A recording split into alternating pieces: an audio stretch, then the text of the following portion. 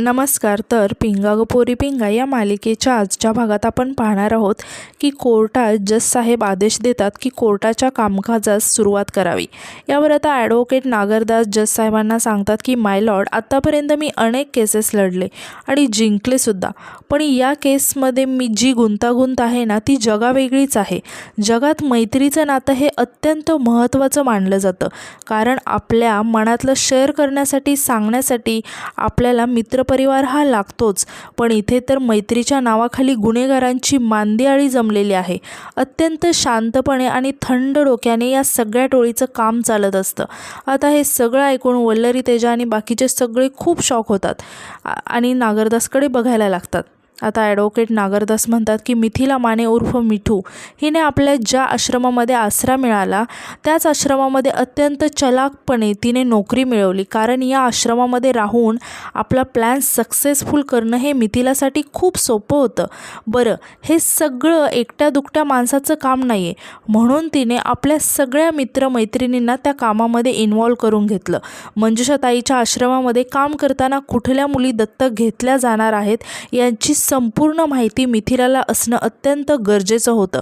परंतु ज्या मुली दत्तक घेतल्या जात आहेत त्यांची माहिती मिळवून हे वाटतं तितकं सोपं काम नाही आहे हे तिच्या लक्षात आलं माय लॉर्ड.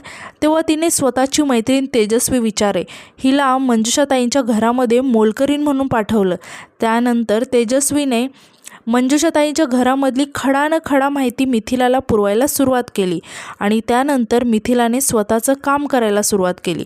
तेजस्वी विचारे ही मुलगी मंजुषाताईंच्या घरी मोलकरीण म्हणून गेली. स्वतःचं राहणीमान तिने चेंज केलं नाही, तर तिच्या बोलण्यावरून तिचा बोलण्याचा लहेजासुद्धा बदलला. का तर फक्त ॲथेंटिक मोलकरीण आहे असं वाटावं म्हणून. आणि आता हे सगळं ऐकून आणि हे असले आरोप ऐकून सगळे खूप टेन्शनमध्ये आलेले असतात. आता ॲडव्होकेट नागरदास सांगतात की इतकंच नाही तर तिने तिची मैत्रीण श्वेता हिलासुद्धा या प्लॅनमध्ये सहभागी करून घेतलं होतं. आणि हे चित्र जे तेजस्वीने उभं केलं होतं की आपण एक अत्यंत गरीब आणि लाचार अशी मोलकरीण आहोत, ते चित्र मंजुषाताईंना खरं वाटलं आणि या चित्राचे रंग आणखीन गहरे करण्यासाठी तेजस्वीने स्वतःचा नवरा हर्षित याचा सुद्धा वापर करून घेतला. माय लॉर्ड, हा हर्षित हा तेजस्वीचा दारुडा नवरा बनून मंजुषाताईंच्या घरी गेला आणि त्याने मंजुषाताईकडून पैसेसुद्धा उकळलेले आहेत. Point to be noted. आणि आता त्या पुढे म्हणतात की हर्षितची एक इव्हेंट मॅनेजमेंट कंपनी आहे आणि या इव्हेंट मॅनेजमध्ये ज्या तरुण लहान मुली वयात आलेल्या सर्वांना तो हेरतो आणि या सगळ्याची माहिती तो मिथिलापर्यंत पोहोचवतो. अशा प्रकारे हे रॅकेट हे सगळं काम करतंय. आणि एवढंच नाही तर मिथिलाचे वडीलसुद्धा तेसुद्धा या सगळ्यामध्ये मिथिलाची साथ देत आहेत. आणि त्या म्हणतात की माझा हा मुद्दा सिद्ध करण्यासाठी मी प्रेरणा वालावलकर यांना विटनेस बॉक्समध्ये बोलावण्याची परवानगी मागते. तेव्हा जज साहेब आता परवानगी देतात. यानंतर आता प्रेरणा विटनेस बॉक्समध्ये येते. तेव्हा आता ॲडव्होकेट नागरदास प्रेरणाला म्हणतात की प्रेरणा वालावलकर, इथे तुम्हाला जे प्रश्न विचारले जातील त्याची खरी उत्तरं देणं अपेक्षित आहे. आणि विचारतात की मला सांगा की वल्लरी, तेजस्वी, श्वेता आणि मिथिला यांना तुम्ही कधीपासून ओळखता? तेव्हा प्रेरणा सांगते की 9 वर्षापासून. यावर आता ॲडव्होकेट नागरदास प्रेरणाला विचारतात की आता मला सांगा की या सगळ्याचा तुमचा अनुभव कसा आहे? तेव्हा प्रेरणा म्हणते की जज साहेब, या 4ही मुलींना जगातल्या सगळ्यात जवळच्या मैत्रिणी आहेत माझ्या. तेव्हा नागरदास मॅडम प्रेरणाला म्हणतात की आई होणार आहात ना तुम्ही, हे संस्कार देणार आहात का तुमच्या बाळाला? तेव्हा प्रेरणा म्हणते की कसं आहे ना मॅडम, समाजात अगदी उजळ माथ्याने जगणाऱ्या बाईचं सत्य जगासमोर आणणं हा जर गुन्हा असेल ना तर ठीक आहे, आहोत आम्ही गुन्हेगार. आणि मग माझ्या अशा मैत्रिणींच्या संस्कार माझ्या बाळावर होणार असतील ना तर मी तर म्हणेल की माझं बाळही नशीबवान आहे, कारण स्वतःच्या जीवाचीही पर्वा न करता या बाईच्या वाशीच्या गोडाऊनमधून कित्येक मुलींना सुखरूप बाहेर काढले माझ्या या मैत्रिणींनी. आणि राहिला प्रश्न ह्या मंजुषाताईंचा, तर माझ्या वैऱ्यालाही या बाईचं तोंड बघायला लागू नये अशी स्वामींकडे प्रार्थना करीन मी. तेव्हा हे ऐकून आता नागरदास हसायला लागतात आणि म्हणतात की वा, काय कथानक रचले. आणि त्या जज साहेबांना म्हणतात की जज साहेब, मंजुषाताईंना पूर्णपणे बदनाम करण्याची तयारी करूनच या सगळ्या मैत्रिणी कोर्टामध्ये आलेल्या आहेत. याचं कारण मंजुषाताईंचं वाशीमध्ये असं कुठलंही गोडाऊन नाहीच आहे आणि त्याचे पुरावे सादर करायला मला आवडतील असं म्हणून ते जज साहेबांकडे काही पुरावे देतात आणि म्हणतात की हीच त्या गोडाऊनची फाईल आहे आणि या फाईलमध्ये या गोडाऊनच्या मालकाचं नाव, त्याचा पत्ता, त्याचा फोन नंबर हे सगळं सगळं नमूद केलेलं आहे, तुम्ही व्हेरीफाय करू शकता. तेव्हा जज साहेब आता ती फाईल बघायला लागतात. आता यानंतर नागरदास मॅडम म्हणतात की यानंतर या केसमधील सगळ्यात मोठी गुन्हेगार तेजस्वी विचारे हिलासुद्धा विटनेस बॉक्समध्ये बोलावण्याची मी परवानगी मागते. आता यानंतर जज साहेब परवानगी देतात. तेव्हा तेजा आता विटनेस बॉक्समध्ये येते. तेव्हा नागरदास तेजसला म्हणतात की तेजस्वी विचारे, तुम्ही तर या सगळ्या प्रकरणामध्ये थेट सहभागी होता. तुमची मैत्रीण मिथिला माने हिने तुम्हाला मंजुषा मॅडमकडे मोलकरीण म्हणून पाठवलं होतं आणि आम्ही तर असंही ऐकलं की तुम्ही एका IT कंपनीमध्ये अत्यंत चांगल्या पोस्टवर काम करता आणि बक्कळ पैसासुद्धा कमवता. मग या सगळ्याचं नक्की काय स्पष्टीकरण कोर्टाला देणार आहात ते मला सांगा. तेव्हा तेजा म्हणते की जज साहेब, आम्ही जे केलं ते फक्त या मंजुषाचा खरा चेहरा जगासमोर आणण्यासाठी केलं आणि या मंजुषाने ज्या लहान मुलींना टेम्पोमध्ये कोंबलं होतं आणि त्यांना विकायला निघाली होती ही बाई, देवाच्या कृपेने म्हणाल किंवा आमचं नशीब वाईट होतं म्हणून म्हणाल, पण आमची मीनाक्षीसुद्धा त्या मुलीमध्ये होती आणि आम्ही मीनाक्षीला वाचवायला गेलो तेव्हा आम्हाला सगळं सत्य कळलं. नाहीतर मंजुषाचं हे सत्य आम्हाला कळलंच नसतं. आणि अजून ही गोष्ट, या सगळ्या गोष्टीचा तपास लावण्यासाठी मी मोलकरीण म्हणून मंजुषाच्या घरी काम करायला सुरुवात केली. पण तेव्हा अशा काही धक्कादायक गोष्टी आमच्या समोर आल्या ना, माझा तर थरकाप उडाला होता भीतीने. एवढंच काय नाही तर ही बाई मलासुद्धा विकायला निघाली होती जज साहेब. पण माझं नशीब चांगलं म्हणून वेळेत माझ्या मैत्रिणी आणि माझा नवरा हर्षित मला वाचवायला आले आणि त्या संकटातून माझी सुटका झाली. आणि त्यातही माझ्या ड्रेसच्या बेल्टवर मी छोटासा कॅमेरा लावून ठेवला होता आणि ते सगळं मी रेकॉर्ड करण्याचा प्रयत्नसुद्धा केला होता.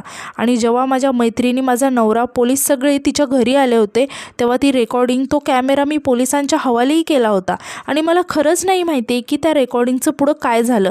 त्यानंतर या मंजुषाला अटक झाली, कोर्टात केस उभी राहिली आणि ज्या दिवशी कोर्टाची तारीख होती ना, नेमकं त्याच दिवशी एका बॉम्बस्फोटात आम्ही सापडलो आणि त्या बॉम्बस्फोटात आम्हाला लागलंच, पण त्यासोबतचे सगळे पुरावेही नष्ट झाले आणि नेमकी त्याच दिवशी ही बाईसुद्धा जामिनावर सुटली.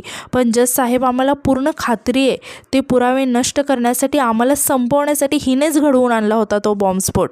नंतर ही बाई जामिनावर सुटली आणि आमच्या हातात काहीच उरलं नाही. आमच्या सगळ्या होप्स, आमच्या सगळ्या आशा संपल्या होत्या. पण तेव्हाच आमची मैत्रीण वल्लरी, तिने आम्हाला धीर दिला. पण जज साहेब, मी तुम्हाला हात जोडून विनंती करते की या बाईला जास्तीत जास्त शिक्षा करा, कारण हिच्यामुळे अनेक लहान मुलींचं आयुष्य धोक्यात आहे, त्यांना वाचवलं पाहिजे. आता हे सगळं ऐकून ॲडव्होकेट नागरदास टाळ्या वाजवायला लागतात आणि म्हणतात की एक उत्तम कथानक रचते आणि दुसरी चोख पाठांतर करते. या मुलींनी कोर्टासमोर धडधडीत खोटं बोलण्याची शपथच घेतलेली आहे जणू. तेव्हा हे ऐकून तेजा खूप आश्चर्याने नागरदास मॅडमकडे बघायला. आता नागरदास मॅडम जज साहेबांना म्हणतात की पण जज साहेब, मला हे कळत नाही आहे, म्हणजे या सगळ्या गुन्ह्यामागचा जो एक मास्टर माइंड आहे म्हणजे मिथिला धनंजय माने, तो या वेळेला कुठे गायब आहे. इतकंच नाही तर मिथिलाचे वडील आणि मंजुषाच्या आश्रमातून गायब झालेल्या 2 मुली गार्गी आणि हेतश्री यांचा देखील पत्ता नाही आहे. तेव्हा हे ऐकून मंजुषाताई हळूहळू हसायला लागतात, तर बाकीचे हे सगळे मात्र खूप टेन्शनमध्ये आलेले असतात.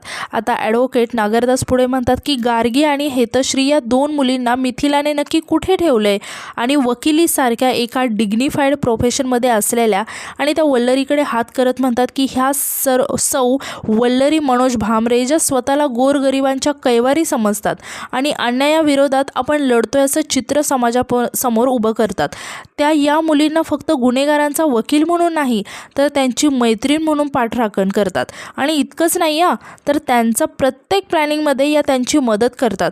हे सगळं खूप भयावह आहे आणि जिथे मुलींची, महिलांची पूजा केली जाते तिथेच देवतांचा वास असतो.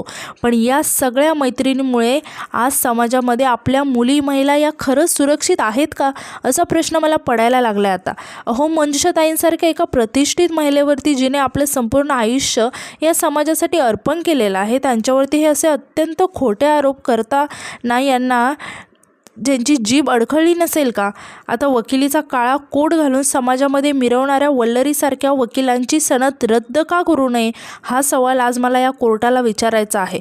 आणि त्या पुढे म्हणतात की एका पवित्र पेशाची खिल्ली उडवणाऱ्या वल्लरीसारख्या महिलेला जन्मठेपेची शिक्षा देण्यात यावी माय लॉर्ड. आणि या सगळ्या प्रकरणामध्ये त्या निरागस आणि निष्पाप मुलींना आपण न्याय मिळवून द्यावा. अशी मी आशा करते माय लॉर्ड. मंजुषाताईंसारख्या समाजासमोर आदर्श ठरलेल्या आणखी महिला निर्माण व्हावात अशी जर आपली इच्छा असेल ना तर माय लॉर्ड, तर या 5 मैत्रिणींना कठोरातली कठोर शिक्षा करावी अशी मी मागणी करते. तेव्हा सगळेजण आता नागरदास मॅडमसाठी टाळ्या वाजवायला लागतात.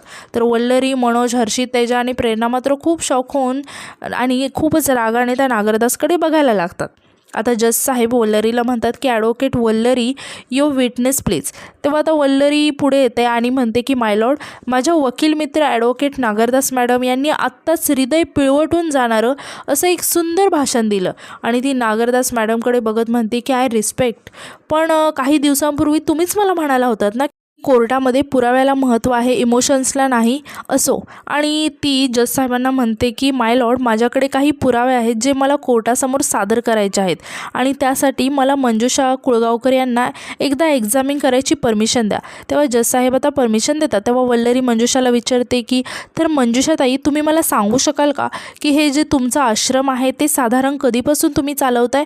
तेव्हा मंजुषा उत्तर देते की 10 ते 15 वर्षापासून आणि म्हणते की आजपर्यंत हजारो मुलांच्या आयुष्यात प्रकाश आणलाय मी, त्यांचं आयुष्य मार्गी लावलेत. तेव्हा वल्लरी म्हणते की माय लॉर्ड, या केस संदर्भात माझ्या फोनवर एक महत्त्वाचा मेसेज येणार होता आणि तो या केससाठी खूप मोठा पुरावा ठरू शकतो. त्यामुळे मला कोर्टाला विनंती करायची आहे की मला फोन वापरण्याची परवानगी द्यावी. तेव्हा जज साहेब आता परवानगी देतात. तेव्हा वल्लरी आता जज साहेबांना एक एनवलप देते आणि म्हणते की माय लॉर्ड, हे काही फोटोज आहेत ते तुम्हाला मी दाखवू इच्छिते. आणि आपल्या लाडक्या मंजुषाताई आता जे काही बोलल्या की त्यांनी अनेक मुलांचे आयुष्य मार्गी लावलेत, ते नेमकं कसं मार्गी लावलेत हे ते फोटो सिद्ध करतील. आता जज साहेब ते सगळे फोटोज बघायला लागतात. आता वल्लरी जज साहेबांना म्हणतात की जज साहेब, काही दिवसांपूर्वी जसं मी तुम्हाला सांगितलं होतं तसं मीनाक्षी कामत नावाची मुलगी आमच्या घरी आली आणि आम्ही तिच्यासाठी एक कार्यक्रम ठेवला होता जो कर्नाटकात ऋतुप्राप्तीनंतर प्रत्येक मुलीसाठी ठेवला जातो आणि त्या कार्यक्रमाला मंजुषा कुळगावकर उर्फ मंजुषाताईसुद्धा आल्या होत्या. हे त्याच कार्यक्रमाचे फोटोज आहेत. त्यावेळेस मीनाक्षी जी नुकतीच वयात आलेली मुलगी, तिला पाहून मंजुषाताईंचा चेहऱ्यावरचा आनंद स्पष्ट आपल्याला या फोटोजमध्ये दिसतोय. तेव्हापासूनच मंजुषाताईंची मीनाक्षीवर नजर होती आणि अशी तशी नाही तर बारीक नजर होती. कारण मीनाक्षी ही कर्नाटकवरून इथे कशासाठी आली आहे आणि तिची एक्झाम कधी आहे, कुठे आहे, या सगळ्याची माहिती मंजुषाताईंनी काढून घेतली होती. आणि एवढंच नाही तर मला आणि मिथिला माने यांना एक्झाम सेंटरला पोहोचायला उशीर झाला. त्याच संधीचा फायदा उचलून मंजुषाताई यांनी मीनाक्षी कामत हिला किडनॅप केलं. आता हे सगळं ऐकून मंजुषा खूप टेन्शनमध्ये आलेली असते आणि ती वल्लरीकडे रागाने बघायला लागते. आता वल्लरीने हे आरोप करताच ॲडव्होकेट नागरदास उठतात आणि जज साहेबांना म्हणतात की ऑब्जेक्शन माय लॉर्ड. आता ॲडव्होकेट वल्लरी या बेसलेस आरोप करतायत आणि त्या वल्लरीला म्हणतात की काय पुरावा आहे तुमच्याकडे या सगळ्याचा? तेव्हा वल्लरी म्हणते की माय लॉर्ड, ॲडव्होकेट नागरदास यांच्या एक्झामिनच्या वेळी मी इंटरप्ट केलं नव्हतं, त्यामुळे त्यांनीसुद्धा माझ्या वेळी इंटरप्ट करू नये आणि माझ्याकडे या सगळ्याचे सबळ पुरावे आहेत. तेव्हा जज साहेब नागरदासला म्हणतात की ॲडव्होकेट नागरदास, त्यांना त्यांचं बोलणं पूर्ण करू द्या. आणि त्या वल्लरीला म्हणतात की ॲडव्होकेट वल्लरी, तुम्ही कोर्टासमोर पुरावे सादर करा. तेव्हा वल्लरी म्हणते की माय लॉर्ड, मी कोर्टाला विनंती करते की मी मीनाक्षी कामत हिला कोर्टामध्ये बोलावण्याची परवानगी द्यावी आणि तिचा जबाब नोंदवून घ्यावा. तेव्हा जज साहेब आता परमिशन देतात. तेव्हा वल्लरी एका अरविंद नावाच्या माणसाला आवाज देते. तेव्हा तो अरविंद नावाचा माणूस मीनाक्षी हिला घेऊन आतमध्ये येतो. आता वल्लरी जज साहेबांना म्हणते की जज साहेब, हीच ती मुलगी मीनाक्षी कामत.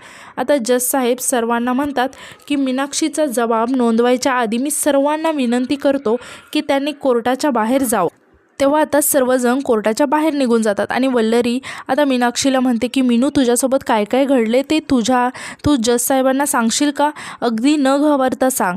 आता तेव्हा मीनाक्षी जज साहेबांना म्हणते की नमस्कार जज साहेब, मी मीनाक्षी कामत, मी बेळगाववरून आली आहे. ही वल्लरी अक्का खूप चांगली आहे बघा. मी रोबोटिक्सची एक्झाम द्यायला आली होती ना त्यांच्याकडे, तेव्हा वल्लरी अक्का आणि तिच्या सगळ्या मैत्रिणींनी माझी खूप काळजी घेतली, अगदी माझ्या आईसारखी. या सगळ्या मैत्रिणी खूप चांगल्या आहेत, पण ती मंजुषा अक्का ना खूप वाईट आहे. तिने मला एक्झाम सेंटरच्या बाहेरून नेलं बघा. मला वल्लरी अक्काने न्यायला पाठवलं असं सांगितलं आणि मला गाडीत बसवल्यावर चॉकलेट खायला दिलं. मग मी बेशुद्ध झाले आणि पुढे काय झालं मला काहीच आठवत नाही आहे. पण मला जेव्हा जाग आली तेव्हा मी टेम्पोमध्ये होते आणि मग पोलीस स्टेशनमध्ये. वल्लरी अक्कासोबत पण तीच होती, मंजुषा तीच होती जी मला घेऊन गेली. तेव्हा आता वल्लरी जज साहेबांना म्हणते की पाहिलं माय लॉर्ड, या सगळ्यातून हेच सिद्ध होतं की हे जे सगळं केलं हे मंजुषानेच काहीच केले. आता हे सगळं ऐकून ॲडव्होकेट नागरदास पुन्हा एकदा चिडतात आणि म्हणतात की ऑब्जेक्शन माय लॉर्ड, मला सांगा की ही छोटी मुलगी एवढं सगळं तर्कसंगत कसं काय बोलू शकते, कशावरून हिलासुद्धा पळवून आणलेलं नसेल. आणि म्हणतात की माय लॉर्ड, मला या मुलीला काही प्रश्न विचारायचे आहेत. तेव्हा जज साहेब ॲडव्होकेट नागरदासला म्हणतात की ही मुलगी लहान असली तरी हुशार आहे, चुणचुणीत आहे, परंतु या केसची ग्रॅव्हिटी बघता मी तुम्हाला मुलीला प्रश्न विचारण्याची परवानगी देते. तेव्हा आता ॲडव्होकेट नागरदास मीनाक्षीला विचारतात की मीनाक्षी बाळा, ही जी तुझी वल्लरी अक्का आहे हिला तू कसं ओळखतेस, म्हणजे तुमचं काही नातं आहे का? तेव्हा मीनाक्षी सांगते की नाही हो, नातं नाही आहे, ती माझी अक्का आहे. म्हणजे ती मला नेहमी टी व्हीमध्ये मी तिला बघते, पेपरमध्ये वाचते सगळं त्यांच्याबद्दल. मी त्यांना मेसेज पण केला होता, त्यांनी मला खूप छान उत्तर दिलं बघा. मग मी आले त्यांच्याकडे एक्झाम द्यायला. वल्लरी अक्का आणि मनोज अण्णा या दोघांनी मिळून पण माझी खूप छान काळजी घेतली.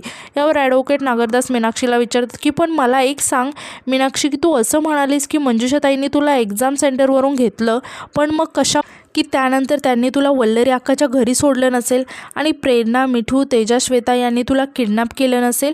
यावर मीनाक्षी म्हणते की जर वल्लरी अक्काने मला किडनॅप केलं असतं तर ती मला पोलीस स्टेशनमध्ये सोडवायला का आली असती आणि मला घरी का सोडवायला आलं असतं मनोजांना, आणि मनोजांनाला का पाठवलं असतं.